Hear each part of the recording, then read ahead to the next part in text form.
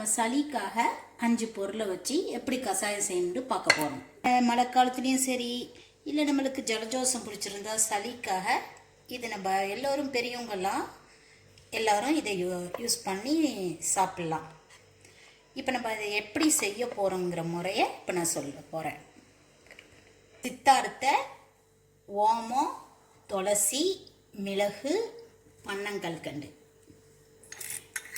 நம்ம அடுப்பை ஆன் பண்ணி சட்டியை வச்சு இப்போ வச்சுருக்கோம். சூடு வந்த பிறகு நம்ம மிளகை போட போகிறோம். மிளகு கொஞ்சம் நல்லா சூடு வர வரைக்கும், பொரியிற வரைக்கும் நம்ம நல்லா அதை வறுக்கணும். அது கொஞ்சம் படபடன்னு பொரிஞ்சு வர வரைக்கும்.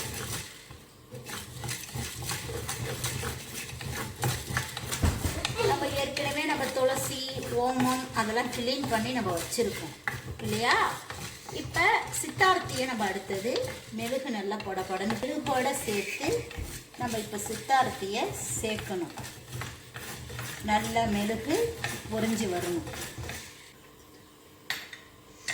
இப்போ நல்லா பொரிஞ்ச பிறகு சித்தார்த்தியை நம்ம இதில் சேர்த்துக்கிறோம்.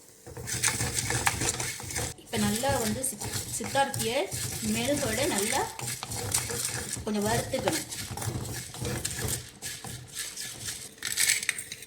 2 ஸ்பூன் நான் பனங்கல்கண்டு சேர்த்துருக்கேன்.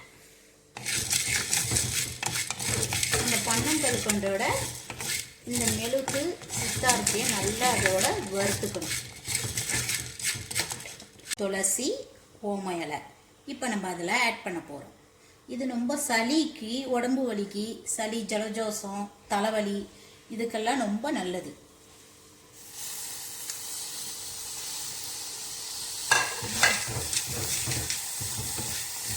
அதோட நல்லா ஆட் பண்ணணும். இப்போ நல்லா கருகின பிறகு கொஞ்சம் அடுத்தது 1 கப் தண்ணி நம்ம எடுத்து வச்சுருக்கோம். இப்போ 1 கப் தண்ணி அதோட சேர்க்க போகிறோம்.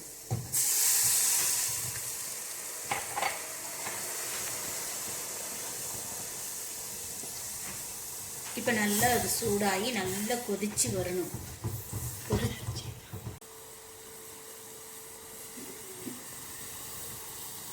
நல்லா இந்த இது நல்லா நல்லா கொதிச்சு வரணும்.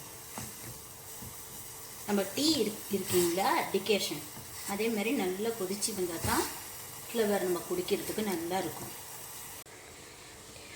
இது நல்லா கொதிச்சு கலர் மாறின பிறகு நல்லா சாயம் அதில் இறங்கணும். டிகேஷன் இறங்கின பிறகு இதை நம்ம வந்து கப்புக்கு ட்ரான்ஸ்ஃபர் பண்ணி நம்ம சாப்பிட, டீ சாப்பிட்ற மாதிரி நம்ம சாப்பிட வேண்டியது தான். இதை ஆகாரம் சாப்பிட்ட பிறகும் சாப்பிட்லாம், வெறும் வயிற்றுலையும் நம்ம சாப்பிட்லாம். சரி,